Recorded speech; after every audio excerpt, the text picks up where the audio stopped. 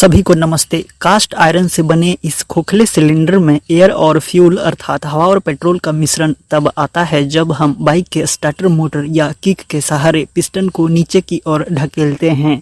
Piston के नीचे जाते ही इनलेट मैनिफोल्ड में सक्शन अर्थात नेगेटिव प्रेशर बनता है, जिससे हवा वातावरण से एयर फिल्टर से होते हुए इनलेट मैनिफोल्ड के माध्यम से सिलेंडर के अंदर आ जाता है।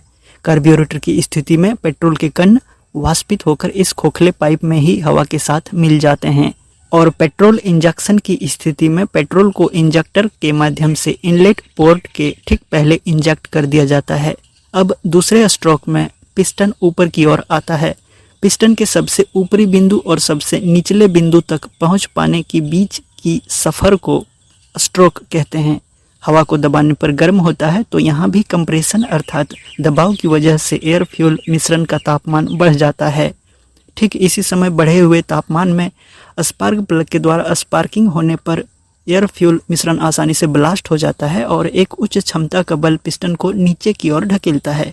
इसे वर्किंग स्ट्रोक, पावर स्ट्रोक या एक्सपेंशन स्ट्रोक कहते हैं, क्योंकि कंप्रेस्ड हवा में आग लगने की वजह से यह एक्सपेंड होता है अर्थात फैलता है।